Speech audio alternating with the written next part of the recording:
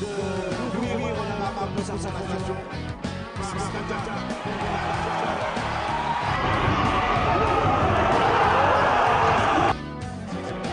Et Kaka aussi.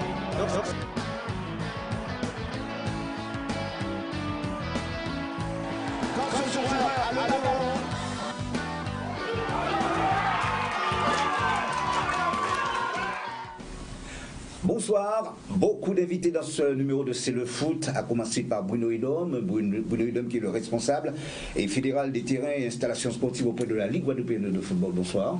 Bonsoir téléspectateurs et bonsoir monsieur Etienne.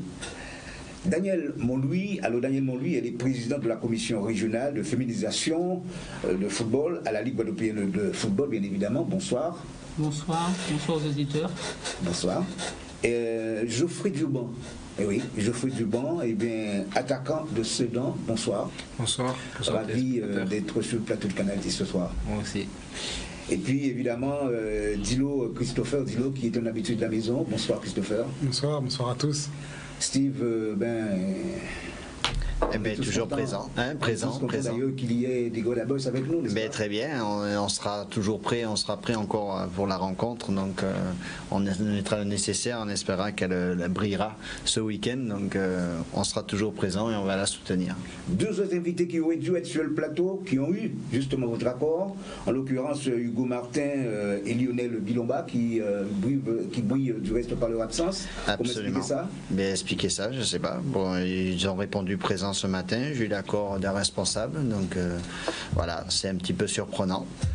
C'est dommage. Un petit peu surprenant. Donc. Alors, tolérance zéro. Et oui, c'est ce que la fédération française de football et la Ligue régionale avaient décidé au mois d'août dernier, à savoir ne plus accorder de dérogation aux municipalités pour évoluer dans le championnat de la régionale 1. Alors à ce jour, j'ai envie de savoir, Bruno Hidom, quelle est la situation?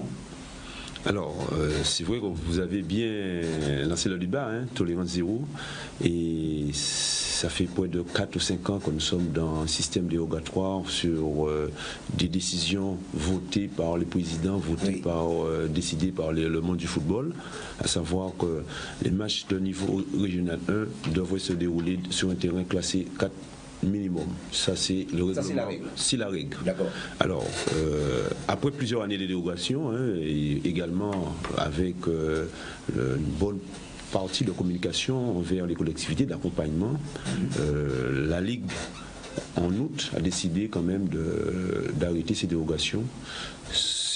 Arrêter ces dérogations voudrait dire que c'est une sécurité juridique pour le président de la Ligue de football, également pour le club qui organise, mais également le propriétaire. Et à partir de ce moment-là, on s'est retrouvé avec 5 terrains classés niveau 4, dont 2, on pourrait jouer en nocturne. Alors on va les rappeler ces terrains. D'abord, il y a Sainte-Anne. Il y a Sainte-Anne, on joue au Sainte-Anne. On peut jouer Maille-Galante, il y a le Moule, les Abîmes, Vieux Habitants et Vieux Habitants. Voilà. Alors, et seulement 2 terrains pour jouer en nocturne. Et 2 terrains pour jouer en nocturne, parce qu'effectivement, il y a des règles pour les matchs en nocturne également. Voté aussi par notre feuille de route, c'est le règlement des compétitions. Il faut avoir un éclairage niveau 5 minimum pour qu'on puisse jouer en nocturne. Alors voilà la raison pour laquelle on s'est retrouvé dans cette situation. Et malheureusement, on a souvent mis en avant les conséquences, mais pas la cause. Oui, alors, aujourd'hui, quelle est la situation? Aujourd'hui, on peut dire que les choses commencent à bouger, notamment il y a 2 terrains qu'on va récupérer très certainement. Très bientôt. C'est le terrain du stade de Benaro, le Fies du Cherne, qui a fait le nécessaire, avec l'accord et l'accompagnement de la fédération et de la commission régionale. Et j'ai reçu les documents aussi, d'accord, de la collectivité de Petit-Beau, qui nous a envoyé un certain nombre de documents que j'ai déjà transmis à la fédération pour qu'on puisse faire les analyses. Alors, On rappelle brièvement quelles étaient les exigences concernant ces deux terrains, à commencer d'abord par Bemao. À Bemao, alors sachez que les exigences par rapport au terrain de compétition, c'est il faut que l'aire de jeu soit conforme. Aire de jeu conforme, je dois dire que le terrain doit faire 105 mètres sur 68. Et les vestiaires doivent répondre aussi à des critères. Vestiaire arbitre de 12 mètres carrés, vestiaire délégué de 8 mètres carrés, et le vestiaire des joueurs, 2 vestiaires joueurs de 20 mètres carrés minimum hors douche. D'accord. Et ça, Bemao et également Petit-Bourg, ils sont en phase de régler le problème. Hein. Et bon, je sais qu'il y a d'autres, nous avons rencontré aussi d'autres collectivités. Nous avons rencontré Sainte-Rose, nous avons rencontré le Gosier aussi. Alors le Gosier, on peut dire que le Gosier a pris la mesure très tôt. Sachant que le terrain n'était pas en norme, le Gosier a demandé que le terrain soit classé en travaux. Alors ils sont en train de terminer la pelouse. Hein. Je dois les rencontrer par rapport à quelques travaux qu'ils doivent faire au niveau des vestiaires. Mais c'est vrai que c'est encore un stade qu'on va récupérer d'ici l'année prochaine dans les conditions qu'on exigeait pour faire la R1. Le responsable justement du service des sports de la ville de Gosier, Jean-Yves Frédéric, que j'ai eu au téléphone du reste, et qui m'a confirmé effectivement ce que vous venez de dire, à savoir que les travaux avancent du côté de Gosier, et que au pire des cas, pardonnez-moi pour les cas, à la disons à la mi-saison, mi-saison, c'est normalement voilà. avoir ce terrain de Gosier.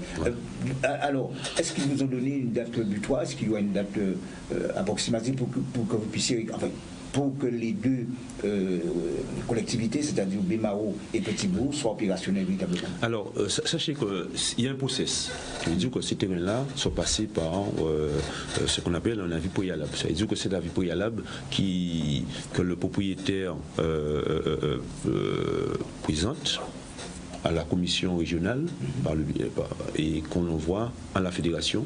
Et chaque mois, il y a un GT classement, ça veut dire que chaque mois, la commission fédérale classe les terrains de l'Hexagone, hein, d'accord, hein, de tous les terrains, toutes les demandes qui sont sur la France, de terrain Ligue 1 jusqu'à un terrain de niveau 4.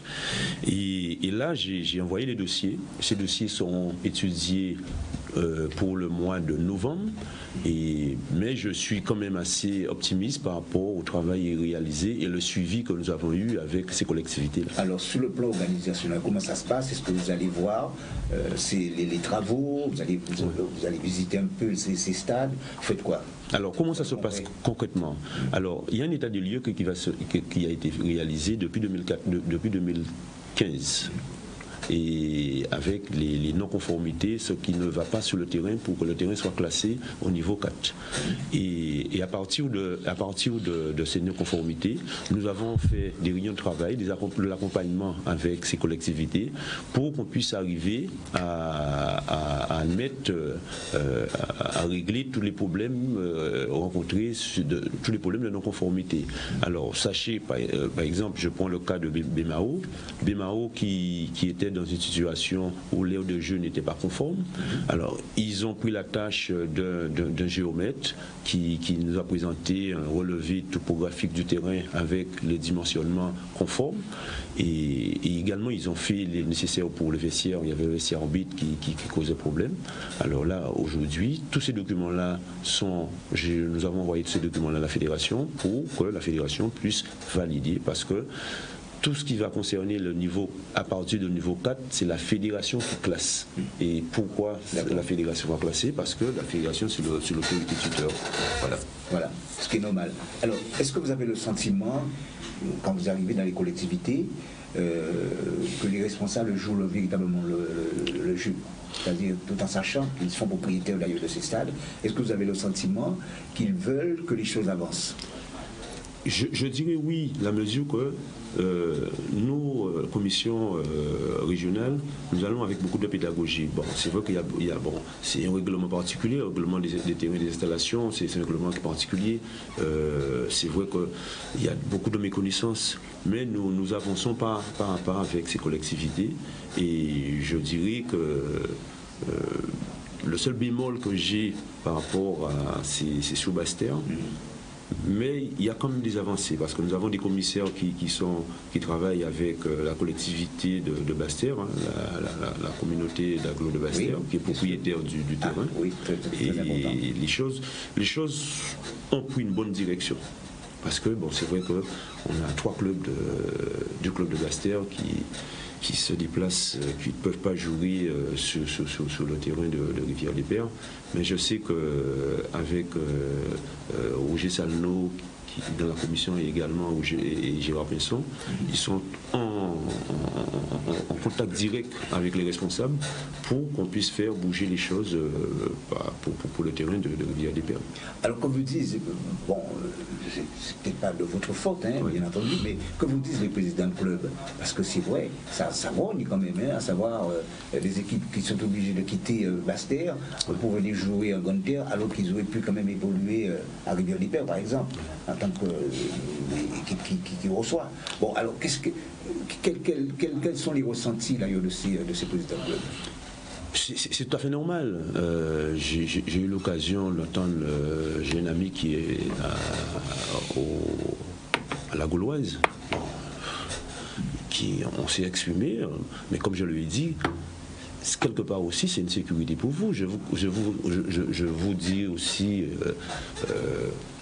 ce qui s'est passé en Guadeloupe cette année, eh bien effectivement il y a eu des conséquences sur la Ligue de la Guyane, par exemple. Oui. Parce que bon, au mois de début mois d'octobre, nous étions en séminaire, hein, parce que chaque année, il y a un séminaire de l'ensemble des présidents de CRTIS, de commission des terrains et des installations, à Clairefontaine, et c'est l'ensemble des présidents de CRTIS de France.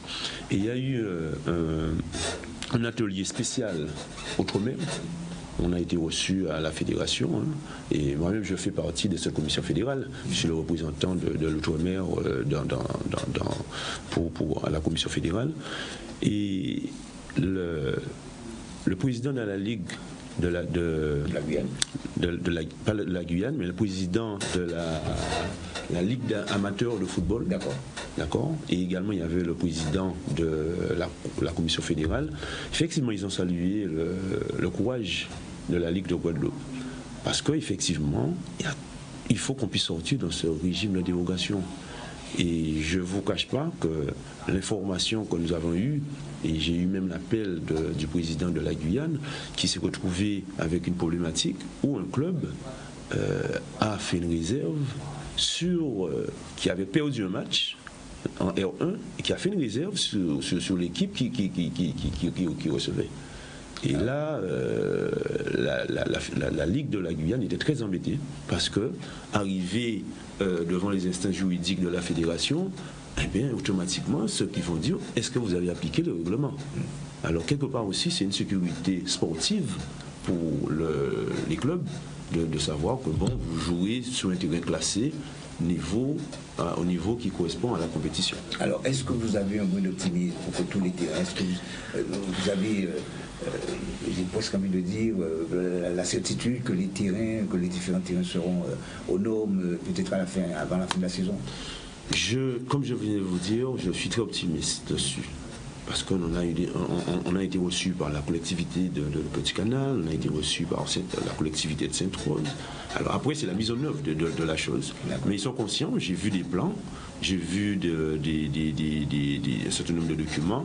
Alors on espère que la saison prochaine 2020, toutes les équipes qui sont dans la compétition vont pouvoir jouer à domicile. Mais à Petit Canal, justement, c'était quoi le problème? Alors Petit Canal, c'est un problème de vestiaire. Vestiaire pour les arbitres, non? Vestiaire arbitre et vestiaire joueur. Les vestiaires font à peine 10 mètres carrés. Bon. Alors voilà, on ne peut pas se permettre de jouer. Et le club, même la collectivité, ils ont compris. Mais les travaux vont commencer déjà, Petit Canal? Les travaux vont commencer. Vont commencer, voilà. Les travaux vont commencer bientôt. Et ça, la Ligue de football la Guadeloupe accompagne ces collectivités. Comme je dis, nous sommes beaucoup plus dans la pédagogie pour expliquer il faut qu'on y arrive.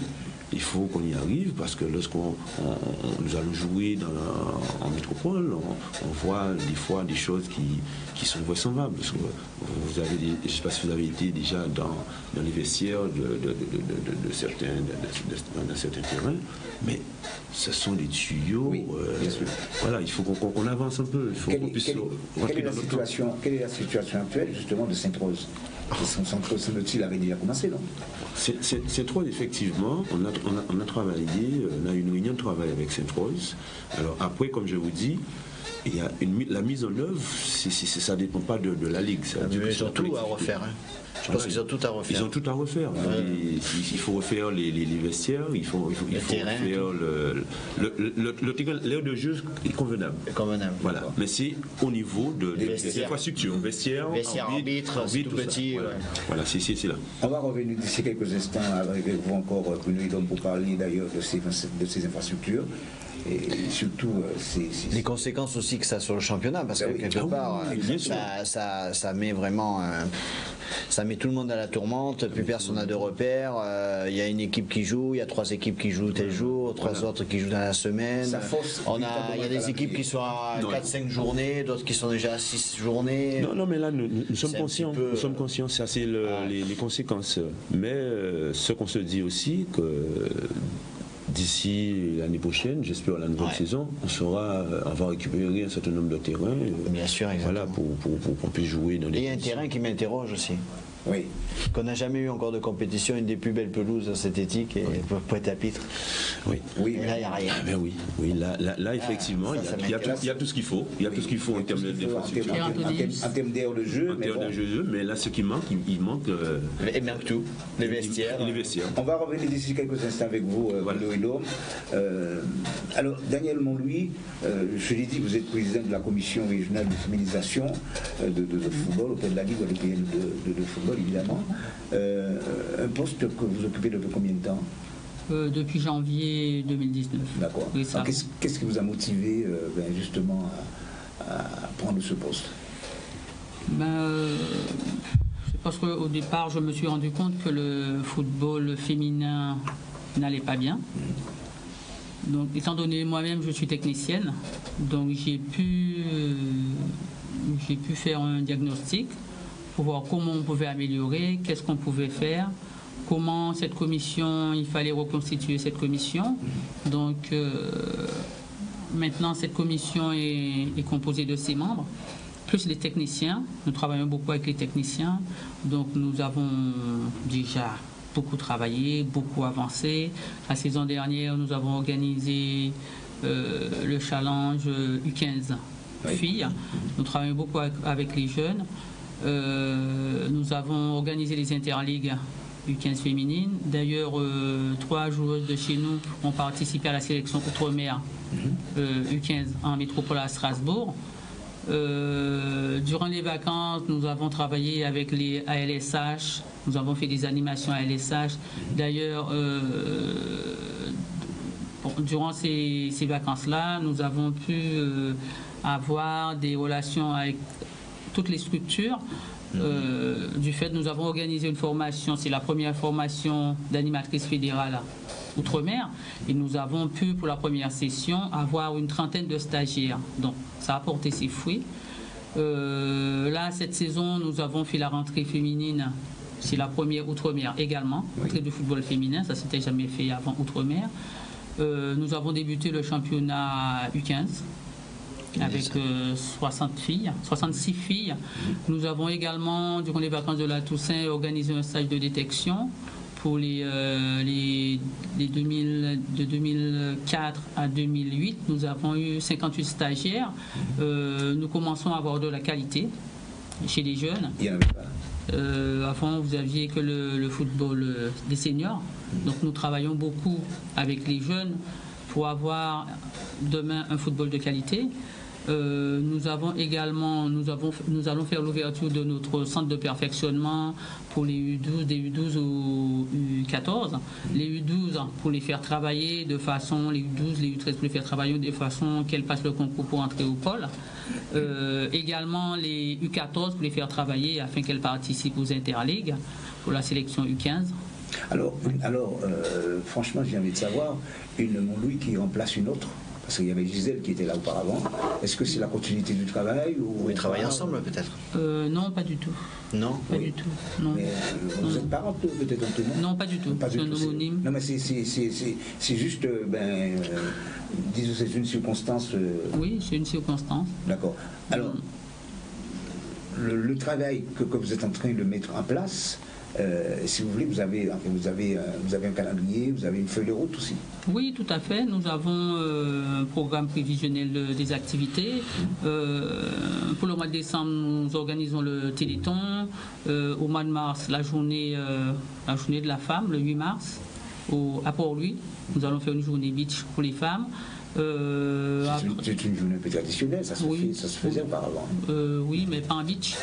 D'accord. En beach, c'est-à-dire nous profitons de l'occasion pour faire pratiquer les jeunes, pour leur montrer diverses pratiques. Parce qu'avant, il n'y avait que le foot, il fallait jouer que le foot à 11. Maintenant, il y a le futsal, il y a le beach soccer, il y a le foot à 8. Donc, diverses pratiques pour les filles, pour pouvoir développer le football féminin. Alors, il y a une question qui est très importante. Que faut-il faire pour ramener des filles justement dans cette compétition? Parce que c'est vrai, quand on regarde bien, il n'y a pas beaucoup de filles qui... ça commence à venir, il n'y avait pas beaucoup de filles. Pourquoi? Il n'y avait que les équipes seniors. Les filles, une fois que les filles partaient en métropole ou les filles se mariaient, il n'y avait plus de football. Maintenant, justement, nous travaillons avec la base. Nous formons la base pour pérenniser le football. Il n'y a que comme ça que nous allons réussir à pérenniser, en travaillant avec la base, en ayant des jeunes, en féminisant le football. Oui, parce qu'il faut savoir que la Fédération française, la Fédération française de football compte beaucoup sur la section féminine. Oui, tout à fait, il faut féminiser, il nous faut des arbitres, il nous faut des éducatrices, il nous faut des dirigeants. Si on ne féminise pas, on ne pourra pas développer. Oui, oui. Donc nous faisons un travail d'encadrement féminin, il faut féminiser tout l'encadrement féminin et je pense que ça va s'améliorer. Il faudrait, pour que ça puisse prendre vraiment, il faudrait aussi qu'il y ait des femmes à certains postes de responsabilité aussi. Nous avons vu avec la Fédération française de football, Brigitte Henriquet a été secrétaire générale de la Fédération française de football. Donc à partir de là, le nombre de licenciés a augmenté. Maintenant, vous avez Laura Georges qui est secrétaire générale et Brigitte Henriquet par ses vice-présidentes. Oui. Donc ça a augmenté encore. Nous avions eu l'héritage de la Coupe du Monde. Tout ça, ça a fait qu'il y a une augmentation de licences. Donc je pense que nous sommes sur la bonne voie pour féminiser, nous travaillons beaucoup là-dessus et puis c'est surtout, pour augmenter le nombre. Surtout la médiatisation, c'est comme un disait de la Coupe du Monde et de tout ça qui a un petit peu lancé, donc les jeunes et motivés aussi, et des exemples comme on a dit, Laura Georges qui inspire aussi des jeunes. Très intéressant, mais on reviendra d'ici quelques instants pour continuer à parler du football féminin avec vous. C'est l'heure pour nous justement de passer à la page de publicité. On se retrouve d'ici quelques instants. Ils sont punis.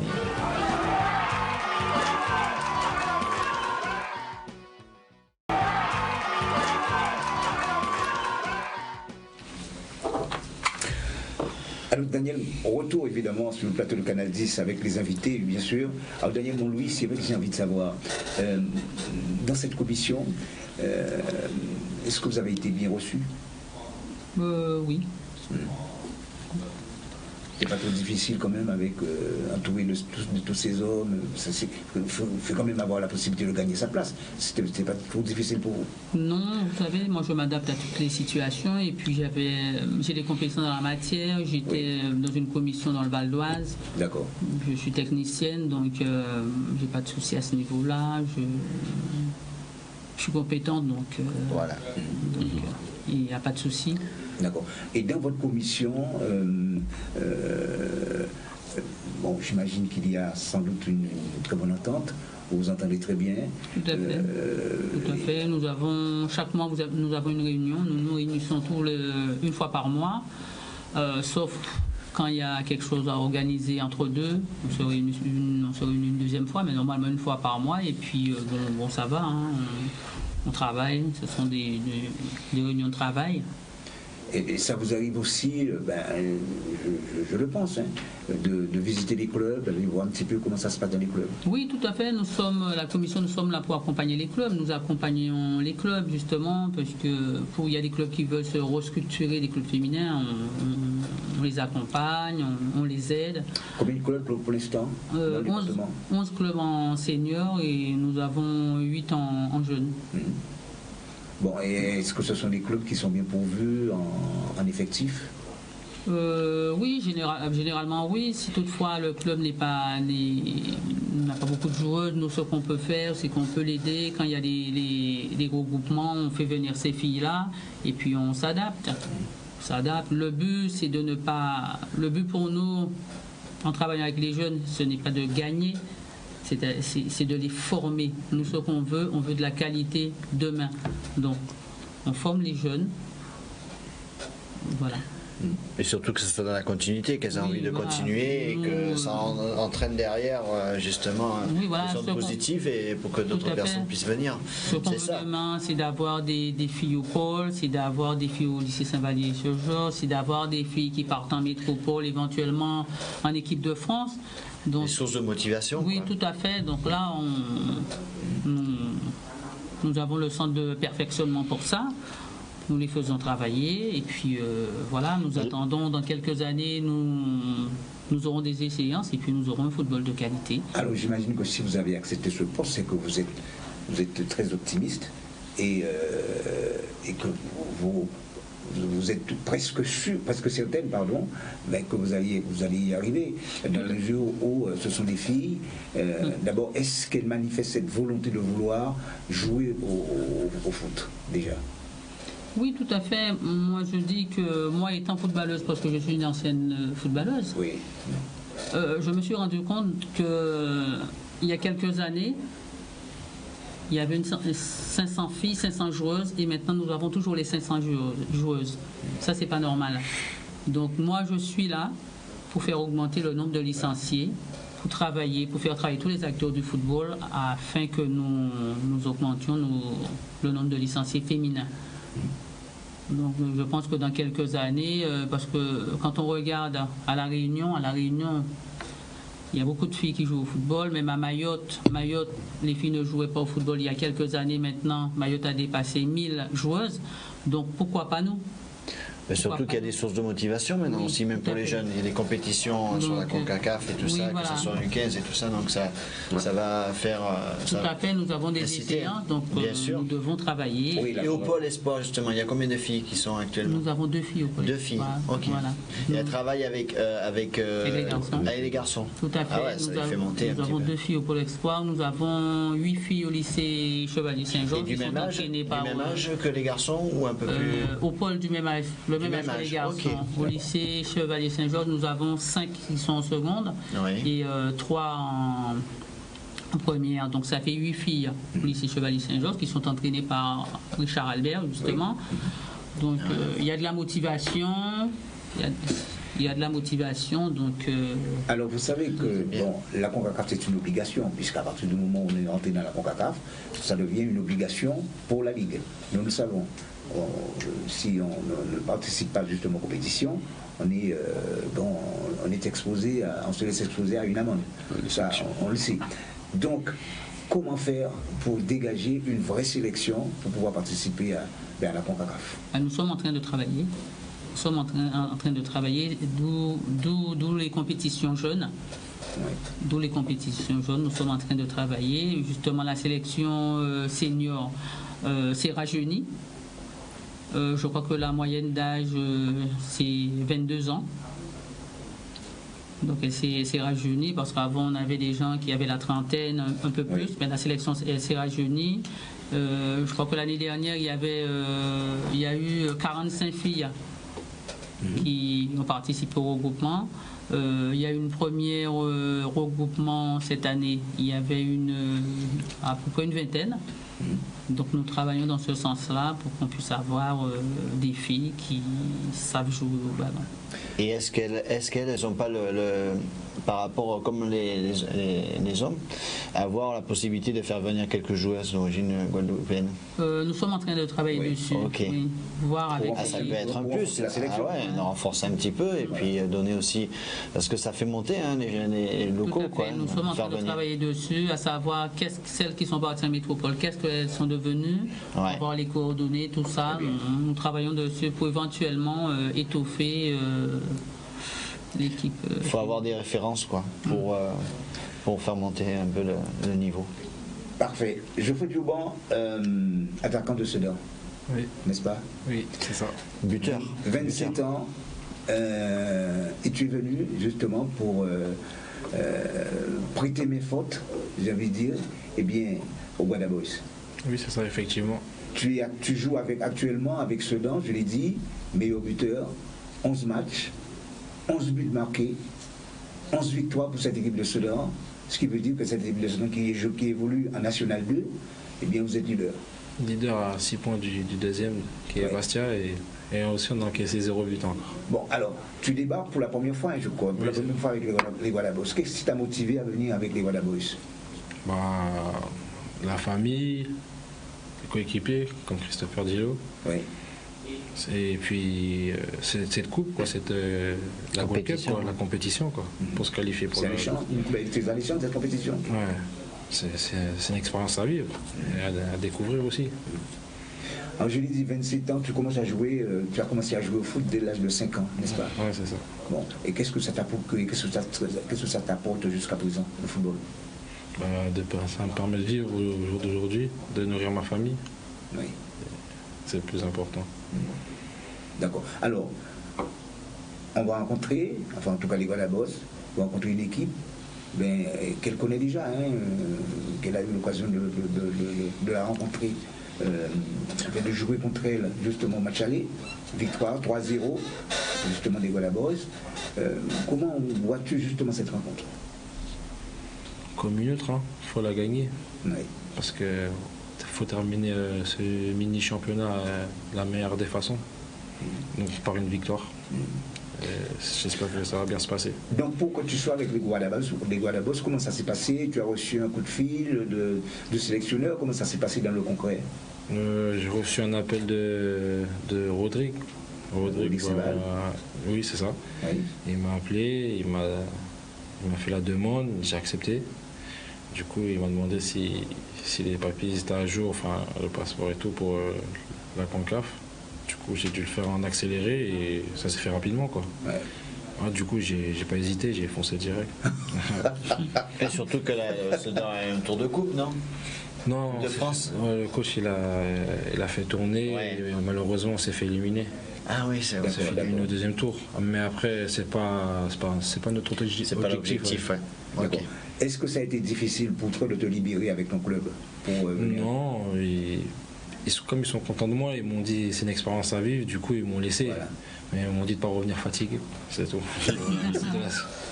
De ne pas revenir fatigué. Ouais, c'est ça. Voilà. Bah, ça veut dire quoi? Ça veut dire que tu ne vas pas te donner à fond sur le terrain ou... Si, justement. Ben oui. Moi, pour mon île, si, je vais tout donner. D'accord, d'accord. Alors, porter le maillot des Guada Boys, qu'est-ce que ça a de symbolique pour toi? Beaucoup de choses, hein, déjà pour mon père, Oui, parce que ton père, il est de Capester. Des Capesters. Puis ouais, c'est en même temps de rendre fier ma famille qui vit ici en Guadeloupe. Voilà. Christopher, bon, mais toi, tu es de la maison, hein, puisque ce n'est pas la première fois qu'on te reçoit en plateau. Ça fait un petit moment que tu es dans l'aventure avec les Guada Boys. Bon, vous êtes copains, je crois, hein, avec... Oui, ça fait assez longtemps qu'on se connaît. Ouais, maintenant. d'accord, d'accord. Et je suppose que peut-être que s'il est venu, ce que toi tu as certainement donné quelques tuyaux à Saint-Val, à Olique Saint-Val, pour qu'il sache qu'il faut le faire venir, non? Oui, mais je pense que c'est surtout son début de championnat qui a facilité les choses et maintenant il est juste récompensé de ce qu'il a fait jusqu'à maintenant. Donc ça fait plaisir. Ça fait plaisir surtout d'avoir un ami que je connais depuis longtemps avec moi, donc c'est que du bonheur. Alors, bon, toi, on sait que tu évolues avec Paris FC. Avec Paris FC, c'est ça. Tu es gardien remplaçant, on peut plus dire ça comme ça. Deuxième gardien. Ouais. Oui, mais c'est pas trop difficile pour toi. Si. C'est toujours difficile. Quelqu'un qui va dire qu'il est content de s'asseoir, je pense qu'il n'y en aura pas beaucoup. Donc si, c'est difficile. Ouais. Surtout que cette saison, elle est assez compliquée pour nous pour l'instant. Donc c'est le foot, on va dire. C'est le foot, il faut continuer à bosser et gagner sa place. J'ai retenu une phrase prononcée justement par toi, et ton dernier passage sur le plateau de Canadis, où tu disais tu comptes tout donner pour permettre justement à cette sélection d'aller le plus loin possible dans cette compétition. Justement, ça veut dire quoi ça? Je pense que c'est clair, c'est donner le maximum pour que les supporters, les Guadeloupéens soient fiers de nous déjà, que nous-mêmes on soit fiers de nous. Comme je l'avais dit dans l'émission précédente où je suis passé, je pense pas que la Ligue C soit à notre place. Je pense qu'on a beaucoup plus de qualité que ça. Donc pour l'instant on fait un 3 sur 3. C'est notre dernier match, donc on va essayer de terminer en beauté. Pour après avoir d'autres échéances qui sont déjà en mars, jouer un match aller-retour contre les deuxièmes de Ligue B. On ne sait pas contre qui on va jouer, ça va être un tirage au sort lundi, le lendemain du match. On sait qu'il y a des grosses équipes, on sait que ça va être des bons matchs à jouer, donc je pense que déjà avec ce genre de match-là, on va déjà reconquérir le peuple guadeloupéen. Ça va être un début. Après, on verra pour la Gold Cup. Cette équipe-là, tu as joué contre elle au match aller. Donc le match retour, c'est le 17, c'est dans très peu de temps, dimanche précisément. Comment tu vois cette rencontre? Est-ce que ce sera une rencontre selon toi qui sera beaucoup plus difficile que celle que vous avez évolué, que celle que vous avez jouée là-bas? Oui, ce sera beaucoup plus difficile parce que déjà eux ils sont comme nous, ils peuvent avoir du renfort, ils peuvent avoir des joueurs, surtout comme c'est une américaine, des joueurs qui viennent d'Amérique pour les renforcer. Après, même s'ils n'ont pas de renfort, ça va être une rencontre difficile. On l'a vu contre Saint-Martin où le premier match on gagne 6-1 assez facilement. Oui. Et le match retour on gagne que 2-1 et on s'est fait peur, donc surtout pas prendre ce match à la légère en se disant que ça va être un match gagné sans rien faire, surtout parce qu'on a eu déjà une première leçon avec Saint-Martin, on va pas le refaire deux fois. Ouais, mais le plus dur c'est quelque part c'est qu'il y a des manques d'automatisme, quoi. Donc il y a des joueurs qui viennent, après les autres c'est pas les mêmes qui viennent, donc c'est là la difficulté. Après c'est pour ça qu'Angloma il essaye de se mettre une base de joueurs aussi avec des joueurs locaux pour avoir justement ce petit automatisme et avoir des joueurs qui soient complètes à son équipe. Donc là je pense que bien sûr il a fait ce qu'il fallait pour donner aussi un appui, un soutien à Mirval avec un joueur aussi offensif. Et donc, tandis qu'auparavant, on avait eu un joueur de Chambly, je cherche son nom, Florian David, voilà, qui avait fait ce qu'il fallait. Mais après, c'est vrai qu'au niveau du jeu, pour l'instant, il manque ces automatismes. Il y a des difficultés aussi du terrain. On va rencontrer encore ce week-end parce qu'aux Abîmes, c'est encore une fois s'il pleut en plus, ça va être compliqué. Oui, voilà. Mais compliqué donc, pour les deux équipes. Non, mais pour les deux équipes, donc ça facilite pas le jeu spécialement. On peut avoir maintenant, on sait qu'ils doivent gagner absolument. Après, maintenant, pour eux personnellement et pour le groupe, c'est la qualité du jeu qui rassurera tout le monde. C'est ce qui manque pour l'instant. Donc, on voit des qualités individuelles, mais collectivement, c'est pas encore rodé. Donc, il y a toute la saison, peut-être qui fait qu'on arrivera à trouver beaucoup plus d'automatisme. Geoffrey, ce sera pour toi une véritable consécration de repartir là-bas avec une victoire. Oh, ce serait pas mal. Ah, il faut, hein. C'est même pas. Il faut. Il faut, terminer en beauté, quoi. Là, il faut. Pas maintenant, quoi. Ouais. Là, il faut, même pour nous. La victoire, comment vous la voyez, messieurs? On la voit. On va pas se mentir, on était logique favori de ce groupe. Ouais. Après, on a pour l'instant fait le boulot, donc la victoire, on va pas la voir comme, en étant honnête avec vous, on va pas la voir comme quelque chose d'exceptionnel. Ouais. On va la voir comme un travail accompli. Voilà, ça. Comme 23 joueurs qui ont accompli le boulot qu'ils devaient faire. Et à l'entraînement, comment ça se passe? L'entraînement, ça se passe toujours bien. Comme vous l'avez dit, maintenant on a entre guillemets une colonne vertébrale. Le coach, c'est ce qu'il essaye de faire, donc on se connaît de mieux en mieux. Il y a quelques renforts qui arrivent, mais on se connaît. Ce soir, Takafred est arrivé. Moi, je te viens de l'aéroport, donc c'est ça, ouais. Takafred est arrivé. Et Gildan est en mesure, il ne sera pas là. C'est ça, il y a Vikash aussi qui était à l'école, il n'était pas là. aujourd'hui, mais non, c'est de mieux en mieux. Il y a de plus en plus d'automatisme. Je pense qu'avec le temps, le jeu, ça va être de mieux en mieux. Oui. Et toi, comment tu vois ça? Mon ressenti, moi, qui viens d'arriver, qui vient de découvrir, franchement, bonne équipe. Oui, mais quand on parle d'automatisme, bon, ben, tu te mets un petit peu dans l'eau. Dans l'eau, oui. Ouais. J'essaie de m'intégrer. Lui, il a la finition, donc déjà, s'il voit qu'il y a de la qualité dans l'entrejeu, ça sera plus facile pour lui. Donc voilà, il dépend un peu de tout le monde dans le jeu. C'est très très belle équipe, très belle équipe. Franchement, j'étais surpris. Franchement. Tu as toujours évolué à ce poste d'attaquant ou pas? Oui, attaquant, 9,5, juste en dessous de l'attaquant. Un peu, ouais, ces deux postes-là. Après, peut-être auparavant, j'ai joué 10 en jeune. Mais vu que je marquais beaucoup de buts, du coup, ça m'a poussé un peu plus haut. Un petit peu plus haut. Ouais. Ah oui. C'est ton point fort, marquer des buts? Je vis que de ça. Si un attaquant n'a pas de stade, on l'oublie très très vite. Et s'il marque, il a fait comme Mbappé, c'était un 10 et on l'a fait monter parce qu'il marque des buts maintenant. Ouais. Donc... Alors tu disais il y a de ça quelques instants, enfin, il y a de ça quelques minutes que ton souhait ce serait d'aller un petit peu plus loin, c'est-à-dire d'évoluer dans d'autres clubs. Et je me suis toujours posé la question pourquoi tu es toujours resté à ce niveau-là, en CFA ou en National 2. J'aurais pu aller cet été en Ligue 2. Oui. Et partir en Ligue 2 pour être 4e, 3e attaquant ou voire jouer en réserve. Oui. Ça ne m'intéresse pas. Un attaquant, il a besoin de jouer et de marquer.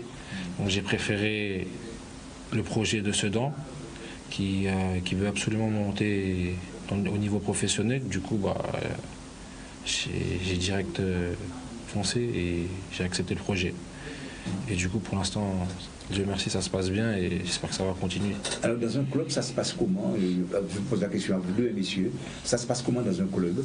C'est-à-dire que, par exemple, le matin, au réveil, il y a un calendrier déjà établi, savoir, par exemple, l'entraînement, comment ça se passe? Oui, pour moi, à Sedan, je sais que dès qu'on arrive le lundi, l'après-midi, le planning de la semaine, il est inscrit au tableau. Oui. Et après, en fonction de ça, s'il y a des soins, les joueurs, ceux qui en ont besoin, ils passent. Après, ceux qui n'en ont pas besoin, ils vont direct sur le terrain et après, voilà. Et après, séance de vidéo à peu près le jeudi. Séance de vidéo. Et vendredi, veille de match. Et après, samedi, match. Parce que je joue samedi, ouais. Alors, quand on parle de séance de vidéo, cela s'entend, c'est de voir un petit peu l'équipe qui va rencontrer. L'équipe adverse, puis il vaut mieux. Nous aussi, régler quelques détails des matchs précédents, parce que ça se trouve, nous aussi, on a des points faibles, donc il faut les régler au plus vite. En ce moment, pas beaucoup quand même. Je sais pas ce qu'il fait de ne pas faire beaucoup de vidéos 0 but, il faut que marquer. Donc, Et toi, tu habites à Sedan même ou... Oui, à Sedan même. D'accord. Tu as dit que tu as ton logement personnel. Oui, c'est ça. Oui, parce que toi aussi, Christopher. Oui, j'ai mon logement personnel, mais j'ai aussi la famille qui est à Paris, donc j'alterne quand j'ai pas fait à manger, on va dire. mais c'est-à-dire que c'est toi qui fais tout. Alors tu as la possibilité quand même de manger au club. Oui, on mange au club, il y a un self. Il y a le centre de formation qui est toujours ouvert encore pour les jeunes. Donc du coup, des fois, de temps en temps, quand on n'a pas trop de temps, on finit un peu tard l'entraînement, on va au self, on mange avec l'équipe ou certains joueurs. Alors le centre, ça c'est intéressant aussi. Alors le centre de formation, c'est jusqu'à quel âge? 16 ans, 17 ans. Oui. Ouais, 16 ans, 17 ans. Après, ça peut commencer jeune. Il y a la préformation. La préformation, après. Commençant à 12 ans jusqu'à environ 14 ans. Et après, il y a le centre de formation. 15, à partir de 15 ans. À partir de 15 ans jusqu'à 19. Quand tu rentres en U17, quoi. Ça peut même s'arrêter à 16 ans si le jeune est bon et signe pro, quoi. Ouais. Alors, Bruno Hidom, vous avez été quand même, j'ai besoin de le rappeler, vous avez été président du Sirocco des Amis. Quand vous entendez ces jeunes parler comme ça, qu'est-ce que ça évoque chez vous? Alors, ça évoque passion, justement. Oui, c'est sûr. Et je reprends au bon ce que Steve a dit. Lorsqu'on parle de qualité de jeu, il faut qu'on puisse mettre les éléments. Ouais. Parce qu'on pensait avant qu'il suffisait de prendre un espace, de mettre de la terre et de faire pousser du gazon. l'aire de jeu, d'ailleurs, on va trouver pelouse naturelle et gazon synthétique. Je suis plus l'adepte de la pelouse naturelle. Moi aussi. Mais aujourd'hui, c'est normalisé. Il fallait voir, j'ai suivi un peu les travaux du Gaudier, mais c'est normalisé, il y a tout un process. Et ce sont des professionnels. Le gosier, c'est du gazon. Oui, c'est du gazon. Oui, c'est du gazon. C'est une pelouse naturelle. Mais il fallait voir. Maintenant, c'est hybride. Voilà. C'est une pelouse hybride qu'il faut maintenant. Voilà. Il fallait voir déjà. C'est un peu mixé, ouais. mais effectivement, bon, nos amis, je vais des fois, quand je suis en commission fédérale, on va sur des stades. Bon, c'est vrai que on va pas comparer peut-être le gazon, la pelouse de Clairefontaine. On est à Clairefontaine, on a été, mais ne serait-ce que dans les villes où on voit une pelouse entretenue. Je dis que nous ne sommes pas dans un milieu professionnel, mais il faut professionnaliser celui qui s'occupe du gazon. Il faut qu'il soit professionnel et il faut qu'on puisse rentrer dans ce process. Si c'est vrai que après, c'est la répétition des matchs. C'est la répétition des matchs. Par exemple, qui permet pas. Voilà, c'est ça. Mais il y a un manque d'infrastructure. Il y a un manque d'infrastructure. On pourrait avoir les rencontres le week-end et avoir des terrains pour l'entraînement la semaine. Voilà. La moitié s'entraîne 2 fois sur le terrain des rencontres, comme à Sainte-Rose, comme à Petit-Bourg, ils s'entraînent sur le terrain. Il y a Bémao. C'est un non-sujet. C'est un non-sujet qui fait. Mais c'est vrai que ça fait plaisir de voir les jeunes et lorsqu'on entend le parcours, mais à un certain moment, mais on se prépare par rapport au centre de formation, le centre de préformation au CREP, le centre de formation au lycée de Bainbridge et également l'autre centre qui se trouve avec Richard Albert. Oui, alors dernière question, parce que on va bientôt terminer l'émission. Justement, j'aimerais parler très brièvement avec vous de ce match de solidarité en faveur justement des enfants malades. Voilà. Qui va se disputer dans très peu de temps ici en Guadeloupe. Voilà, vous êtes en pleine préparation, n'est-ce pas? Alors effectivement, nous sommes sur un projet pour aider le service pédiatrie du centre hospitalier avec 3 temps forts. Le vendredi 21 avec une conférence débat avec des médecins et des médecins qui sortent de la métropole, mais également avec les enfants aussi qu'on va faire venir. Le samedi après-midi, nous avons le match avec l'équipe des Amis de Luxonor, avec plusieurs internationaux, anciens internationaux et aussi anciens professionnels, à savoir Luxonor, Anderson, de toute façon, il y aura voilà. Et contre une équipe, l'équipe de Gualda Boys, cette équipe qui a fait l'épopée des États-Unis. Alors, il faut savoir que le fonds récolté, c'est pour ce soir, parce que les 3 temps, le dîner, c'est le soir, nous avons aussi un dîner gala avec un certain nombre de monde socio-professionnel, et la totalité de ces fonds sera reversée au service pédiatrie. On reviendra. On reviendra justement sur cette information très intéressante. On en parlera certainement dans notre prochaine édition, donc à mercredi prochain. Un tour de table rapide, mot de la fin, allez-y très rapidement. Le mot de la fin, je me permettrai de dire par rapport à collègue Montluy, l'une aussi des objectifs de la commission régionale, cette commission régionale qui travaille, c'est de travailler pour le football féminin. Parce qu'il y a 2-3 ans, les filles jouaient, voilà. Alors aujourd'hui, nous travaillons en étroite collaboration. Voilà. Madame Henry, le mot de la fin. Le mot de la fin, merci de m'avoir invité. Ça nous a permis de parler du football féminin parce qu'au niveau de la communication, il n'y a pratiquement pas de communication pour le football féminin. Là, ça nous permet de mettre en lumière le football féminin. Et nous travaillons beaucoup, cette commission travaille beaucoup. Nous allons y arriver. Et on vous le souhaite. Déjà, merci de m'avoir invité. Venez dimanche nombreux au match pour ce dernier match de la CONCACAF Et on va t'observer d'ailleurs. Il n'y a pas de souci. Moi, pareil, toujours un plaisir de rencontrer les invités qui font développer le football guadeloupéen. Et maintenant, j'ai vu le football féminin guadeloupéen aussi, donc c'est toujours un plaisir. Parfait, Steve. Mais on va leur souhaiter surtout un très bon match et la victoire. Avec la qualité en plus, ça sera du bonus. C'est avant tout la victoire et on remercie quand même nos invités. Et on parlait du football féminin et aussi des stades qui est l'essentiel, des pelouses, des stades et des complexes qui sont l'essentiel de notre football, qui sont amenés à évoluer. Donc c'est une bonne chose et ça fera évoluer sûrement notre football.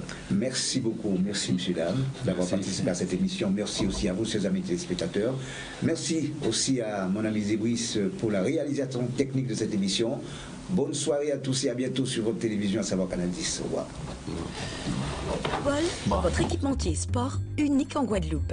Création, personnalisation, couleur, confort. Bobol, c'est une équipe de pros à votre écoute. L'impression et la confection de vos tenues sportives, toutes disciplines adaptées au physique et au climat des Antilles. Bobol, impression numérique textile 100% made in Guadeloupe. Immeuble Sorogar, zone industrielle de Jarry. Téléphone 05 90 94 43 92. Bobol, créateur unique en Guadeloupe.